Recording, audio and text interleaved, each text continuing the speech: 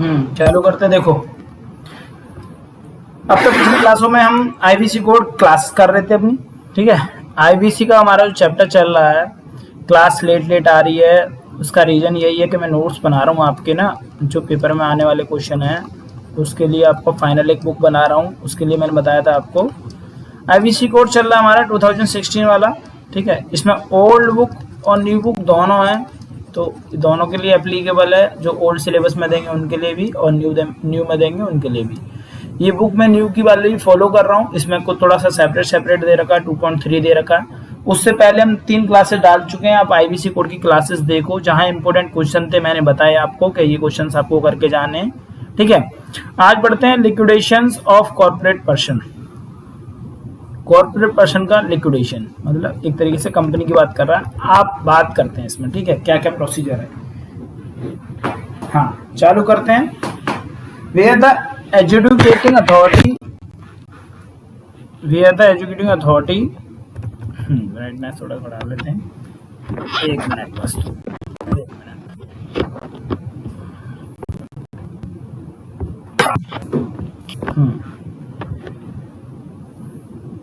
चालू कर लेते हैं भाई। Where the executing authority, before the expiry of insolvency resolution process period or maximum period permitted for completion of a corporate insolvency resolution process under section 12 or fast track corporate insolvency resolution process under section 56। अच्छा, ये fast track की बात कर रहा है यहाँ से, fast track corporate insolvency resolution process under section 56। एक नया तरीका भी दिया गया था कि आपको अगर कोई भी लिक्विडेशन प्रोसेस तेज करवाना है या इंसॉल्वेंसी रिजोल्यूशन प्रोसेस किसी दूसरे मोड में करवाना, फास्ट ट्रैक वाले में, देन क्या कर सकते हैं। तो एक फास्ट ट्रैक प्रोसेस है जो कि सेक्शन 56 के अंदर दे रखा है कि क्या करना है। Reject the resolution plan under section 31 the non compliances of the requirement specified therein itself. तो ये किसका काम बता रहे हैं, एजुकेटिंग अथॉरिटी मतलब एनसीएलटी का, जो हमारी एनसीएलटी होती है उसका काम है, ठीक है। National company law tribunal, appellate tribunal भी होता है एक, एनसीएलटी एपलेट ट्रिब्यूनल, इससे बड़ा हो जाएगा, ठीक है। बी पॉइंट, ये काम कर सकती है।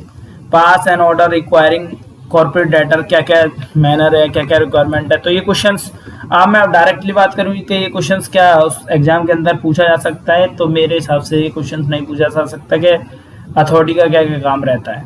ये question exam point of view से वैलिड नहीं है कि हाँ ये क्वेश्चन आएगा तुम्हारे एग्जाम में। अब बात करते हैं रेम्यूनरेशन वाले। जो क्वेश्चन आएंगे उस पर मैं टाइम लगाऊंगा, जो क्वेश्चन मुझे नहीं लगता नहीं आएंगे, बाकी आप पढ़ते सारे रहो। बुक को रीड करने का पर्पज यही है कि आपके अच्छे नंबर आएँ, 60+ का टारगेट लेके चले हम शुरू से। हाँ, बीच में क्लासेस थोड़ी लेट आ रही हैं वो बात अलग है, क्योंकि जॉब रहती है साथ में, रिकॉर्डिंग प्लस ये सब चीज़ें अपलोड करना थोड़ा सा टाइम कंज्यूमिंग है।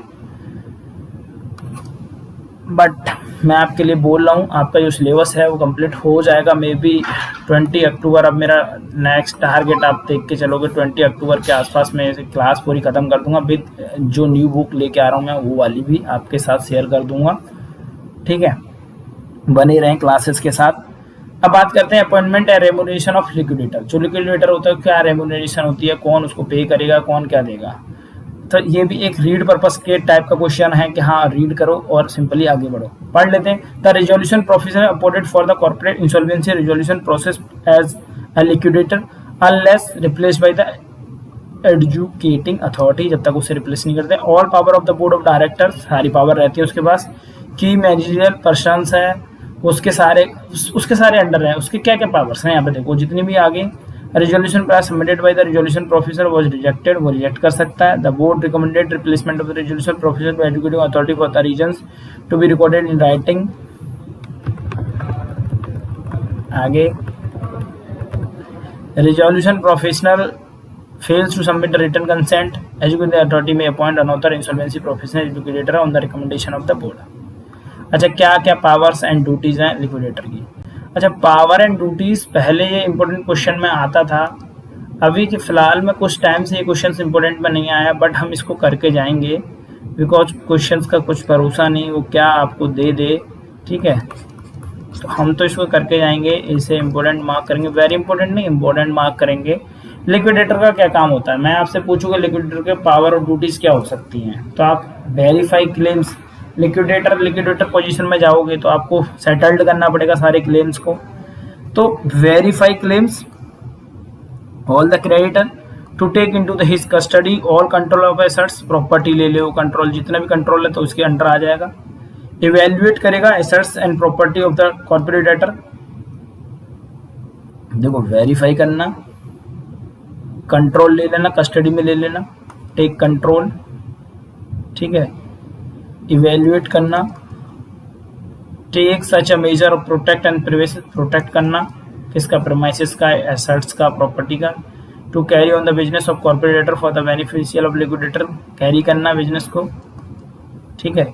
To draw, accept, make, endorse any negotiable instrument, to draw, make, ये वाला पॉइंट अभी छोड़ दो, नहीं बनेगा। तो take out his official name, letter, administration, वो सब कुछ हो सकता है। Obtain any professional assistance, obtain कर सकता है, उसके पास वैलिड है सारी चीज़ों का। इन्वाइट एंड सेटल्ड कर सकता है, इन्वाइट कर सकता है और सेटल्ड कर सकता है। क्या कर सकता है, इन्वाइट कर सकता है, इन्वाइट कर सकता है और क्या कर सकता है, सेटल्ड कर सकता है। इन्वाइट और सेटल्ड, इन्वाइट और सेटल्ड, इन्वाइट और सेटल्ड कर सकता है, इन्वाइट कर सकता है, सेटल्ड कर सकता है। Institute of defend any suit, protection, legal proceeding, civil और क्रिमिनल।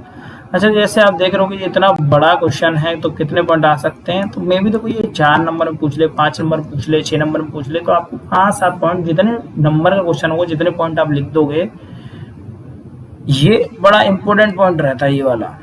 टू सेल इमूवेबल और movable property, actionable claims for the corporate debtor in liquidation other than those who are not eligible with the resolution applicant, ये ध्यान रखना, ये वाला, ठीक है। तो ये कभी कभी दे देते कि ये पावर है कि नहीं, ये एमसीक्यू में दे दिया कि कौन कौन सी पावर है, कौन कौन सी नहीं है, तो ये एमसीक्यू के पर्पज के लिए भी इंपॉर्टेंट पॉइंट हो जाएगा ये वाला, ठीक है। तो यहाँ पे आपको क्या करना है, एक शॉर्ट ट्रिक बनानी है, कुछ भी आप माइंड में एक मेकअप बनाना है, लाइक दैट, ऐसे वर्ड लिख के और कुछ भी इसे जोड़ देना है, देन आप याद करो, ये टॉपिक आपको याद हो जाएगा, बिलीव मी, कुछ भी बनाओ आपको ये प्यार से याद होगा, प्यार से भाई, ठीक है। बहुत ज़्यादा अगर नहीं भी याद हो रहा ना, तो बहुत ज़्यादा दिमाग में जोर देने की जरूरत नहीं है, इतना इंपॉर्टेंट नहीं है कि बहुत ज़्यादा इंपॉर्टेंट हो, बहुत ज़्यादा इंपॉर्टेंट होगा तो उसकी तो मैं ही खुद दूंगा आपको, जो भी बुक्स और पास्ट ईयर डिस्कशन करेंगे, एमसीक्यू डिस्कशन करेंगे जो बुक में है, जो बनाई है, तब ये सारी चीज़ें कर लेंगे। Liquidation estate, the liquidator shall form an estate of the assets which will be called liquidation state. Liquidation का मतलब होता है अगर उस कंपनी को रिवाइव नहीं करा जा सकता, वो सारी चीज़ें नहीं करी जा सकती, तो उसे हम लिक्विडेशन स्टेज में लेके चले जाते हैं, उसी को ई स्टेट कहते हैं। उसके पास पे करने की क्षमता ही नहीं बची, डेटर के पास जो कंपनी है वो नहीं कर सकती, कंपनी उस कंपनी को चलाना नहीं चाह रही है, तो लिक्विडेशन प्रोसेस में वो चली जाएगी। ई स्टेट होती है, पहले स्टार्टिंग है, फिर इनिशियल, फिर और, तो किस कंडीशन में, तो वो बता रहे liquidation state. In relation to the corporate debtor, the liquidator shall hold the liquidation estate of the fiduciary for the benefit of all creditors. The liquidated estate comprise all the liquidation estate as per follows: any assets over which the corporate debtor and asset that may be or may not be possession of the corporate debtor, including but not limited in encumbered assets, tangible assets. तो ये आपको क्या question ये पूछ सकता है कि यहाँ पे ये क्वेश्चन पूछने वाला है, तो यहाँ पे भी ये क्वेश्चन पूछने वाला नहीं है, जस्ट रीड इट, ठीक है, और आगे बढ़ना। टेंजिबल एसेट्स वेदर मूवेबल और इमूवेबल, इन पे उसका अधिकार हो जाएगा और ये ई स्टेट में चले जाएंगे। अब आप जैसी जितने भी पॉइंट है आप पढ़ोगे, intangible assets including but not be limited intellectual property, security including share held in subsidiary of a corporate debtor and financial instrument, insurance policies, contractual rights, assets subject to the determination of ownership by the court or authority, ये सारी चीजें होगी।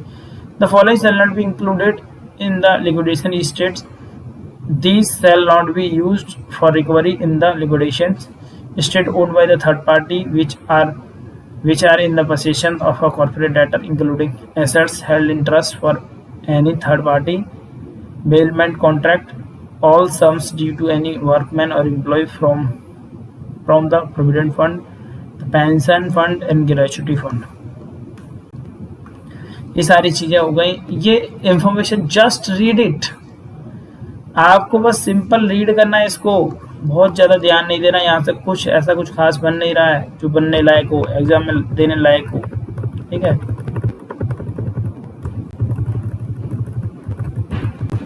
The liquidation has the power to access information, liquidator has power to access information. Liquidator के बाद क्या क्या power होती है, जो हमने अभी पावर एंड ड्यूटीज पढ़ी थी, तो यहाँ पे ये सारी इंफॉर्मेशन से रिलेटेड बात करेगा।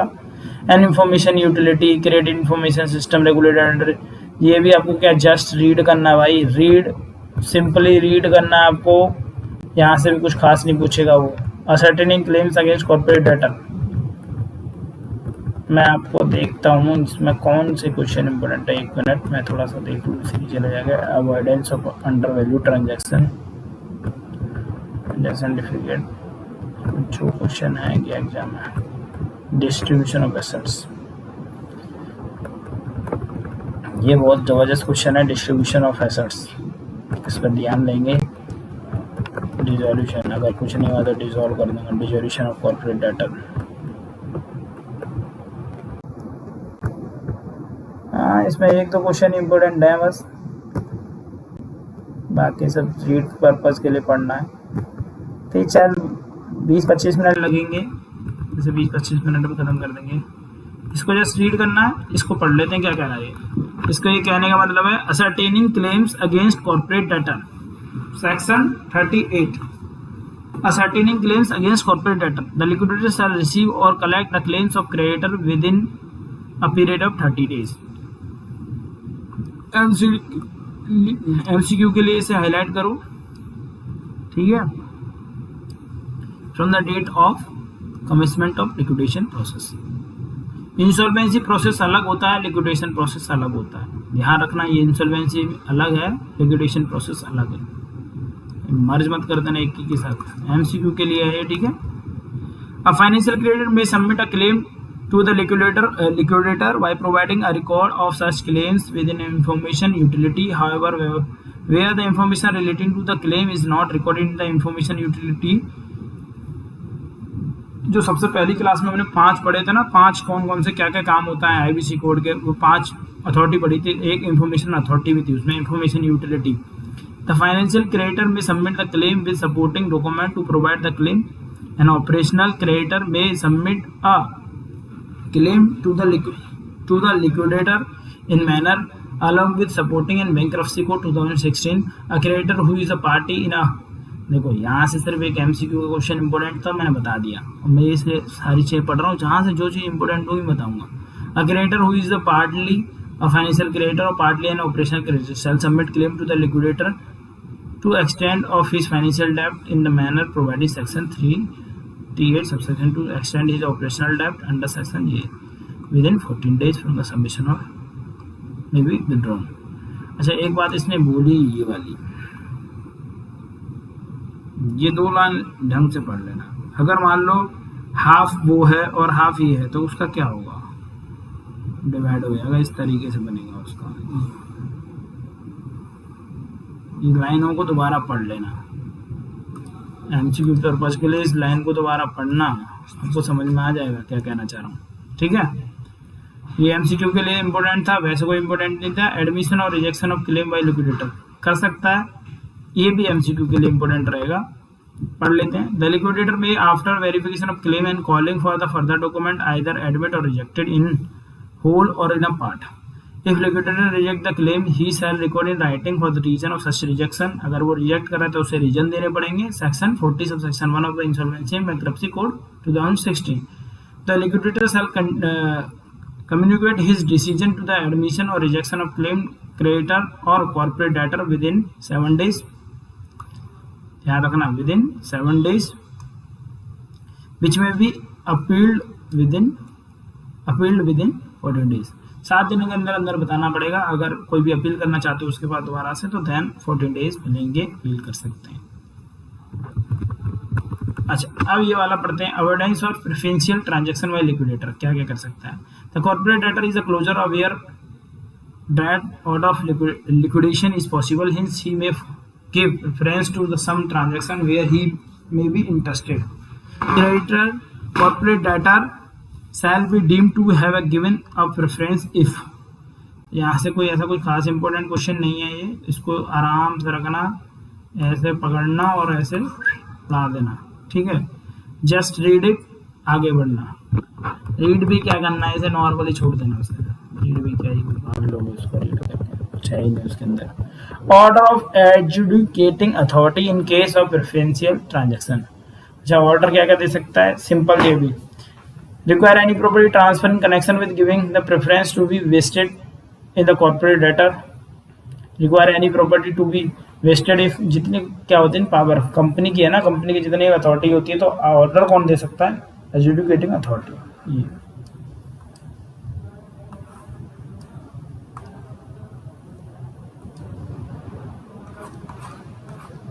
Release, discharge, require any person pay such benefit, question important, no खास question। avoidance of undervalue transaction। A liquidator or resolution professional determined that the certain transactions were made during the relevant period which were undervalued, he shall make an application to the adjudicating authority to declare such transaction as void। क्या हुआ था, कुछ गड़बड़ की होगी तो then उस transaction को क्या कर सकते हैं, वॉइड कर सकते हैं, वो अंडरवैल्यूड थी। क्या थी, अंडरवैल्यूड। हर transaction shall be consider undervalued where the corporate debtor क्या करता है, मेक गिफ्ट देता है किसी को, enter into the transaction for the consideration of value of which is significantly less than the market value. अगर कोई सेल कर रहे हो, परचेज कर रहे हो, मार्केट वैल्यू से लेस कर देते हो। रिलीवेंट पीरियड है 1 year preceding the insolvency commitment date हो गई, within the related party within a period of 2 years preceding of insolvency commitment date. यहाँ से चालू कर रहे हो। If not reported by the liquidator, RP application can be also be made by creditor, member और partner. तो यहाँ से भी ये क्वेश्चन लेस जो देखा जाए तो ये क्वेश्चन भी बहुत ज़्यादा खास नहीं है, just simply read it and left। transaction defaulting creditor, just read करो ये भी। where the executing authority is satisfied that the transaction was done for keeping assets of a corporate debtor beyond the reach of any person who is entitled to make a claim in order to adversely affect the interest of such persons in relation to claim, the executing authority shall make an order restoring the positions as the exiting before। तो ये खाली यहाँ पे English की practice नहीं करनी है, read करने की, जस्ट देख के छोड़ देना, जैसे आप स्क्रीन पे देख रहे हो। पता होना चाहिए कौन सा क्वेश्चन आपके एग्जाम में हिट कर सकता है। देखो बुक आपकी है 400 से 500 पेज की, ये कंसेप्ट बहुत बाद में समझ में आता है लोगों को, फाइनल जब निकाल लोगे तो ऐसे निकलेगा। 400-500 पेज की बुक है आपकी, पेपर आपका बनता है सिर्फ 5 पेज का, 5 से 6 पेज। तो इनमें क्या आ सकता है वो हमें सोचना है, और अगर हम 80% भी सोच पाए तो हमारा काम हो गया, पास हो जाएंगे, समझे। तो हमें पढ़ना सारा कुछ होता है, जैसे रीड हमें सारा कुछ करना पड़ता है, एज ए प्रोफेशनल सीखना पड़ता है, लर्न करना पड़ता है। जैसे हमारा कोर एरिया, उस पर आप फोकस करोगे। लॉ हमारा कोर एरिया नहीं है तो हम उस पर फोकस नहीं करते। प्रैक्टिकल सब्जेक्ट हमारे कोर एरिया है, कॉस्टिंग कोर एरिया हमारा। फिर आप सेकंड प्रेफरेंस में कॉस्टिंग में जाना चाहते हो तो कॉस्टिंग हो गया, टैक्सेशन में जाना टैक्सेशन में चले जाओ, बहुत सारी कोर एरिया फील्ड है। अकाउंटिंग में आना अकाउंटिंग में चले जाओ। लीगल में तो CS वाले का है बोल वाला, बाकी आप जाना चाहते हो तो आप भी जा सकते हो, आप डीपली पढ़ें, जाने, नॉलेज आप पूरी लें। But paper point of view तरीके से करोगे तो पेपर निकालने के लिए आपको थोड़ा से तरीके चेंज करने पड़ेंगे और नंबर तभी आते हैं। अब पढ़ते हैं secure credit and liquidation proceedings, section 52। Secure credit and liquidation proceeding में relinquish its security interest to the liquidations estate and receive proceeds from the sale of assets by the liquidator in manner specified in section 53। जो 53 में जो manner they रखा है उस manner के हिसाब से क्या करेंगे, हम प्रोसेस करेंगे, क्या करेंगे, काम करेंगे। ठीक है, realize it the security interest and manner specified in this section. The liquidator shall verify such security interest and permit the secured creditor to realize only such security interests which are relevant. अभी तक आपको लग रहा होगा कि ये क्या चल रहा है, क्या बताने की कोशिश कर रहे हैं, तो ये जस्ट रीड करने वाले टॉपिक पढ़ रहा हूँ मैं, यहाँ से ज़्यादा चीज़ें हैं नहीं और एग्जाम में आएंगी नहीं, ठीक है, बट आपको मन रखने के लिए रीड कर रहा हूँ, मन रखने के लिए नहीं, थोड़ा सा आपको कोई भी अच्छी इंफॉर्मेशन मिल जाए या कोई अच्छा टॉपिक लगे, छूटे ना कुछ भी, कि जो पेपर में आ जाए और मैंने बता नहीं रखा हो कि हाँ जो मैं चीज़ें आपको बता रहा हूँ आप उस पर फोकस करना। देखो क्वेश्चन वहीं से ना पूछे, अभी हम पास्ट ईयर डिस्कशन करेंगे, देन आप इस क्वेश्चन को इम्पोर्टेंट टिक कर लो भाई।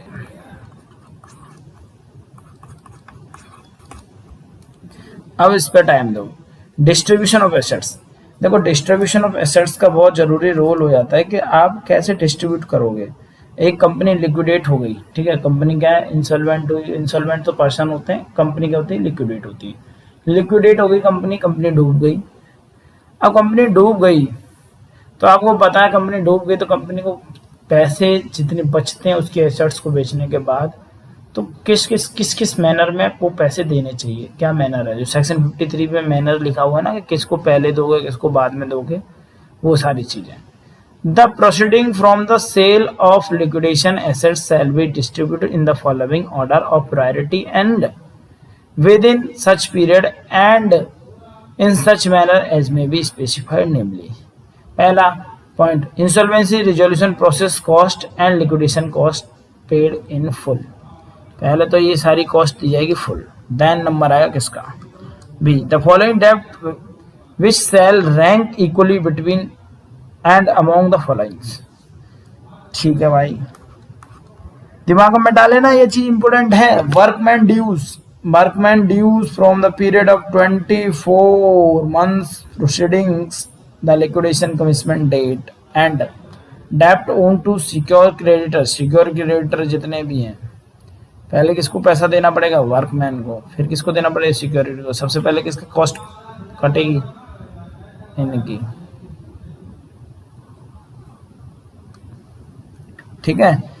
इन the event such secure creditor has relinquished security, उनके पास कोई भी जो भी सिक्योरिटी होगी, जैसे wages and any unpaid due owned by the employ other than workman for the period of 12 months preceding the liquidation commitment date, financial डेब्ट to the unsecured creditor, the following dues rank equally between, देखो अभी अलग हो गया, पहले उनको दे दिया, then any amount to the central government और स्टेट गवर्नमेंट इंक्लूडिंग, ये बाद में आया है, सोचो।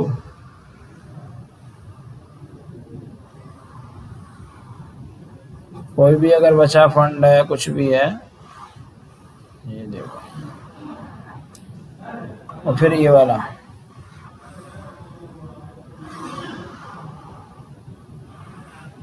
फिर प्रेफरेंस शेयर होल्डर आएंगे, फिर इक्विटी शेयर, सबसे इक्विटी वाले मालिक होते हैं ना, तो उनको बाद में, मैडम बाद में बच गया तो तुम ले लेना, नहीं तो पहले इनको दिया जाएगा। आप ढंग से पढ़ना, इसको देखना, आपको ये क्वेश्चंस पूछ सकता है, वो इम्पोर्टेंट क्वेश्चन है, इसलिए मैंने आपको बताया, टॉपिक दिया इम्पोर्टेंट है, दिमाग में बैठा लो।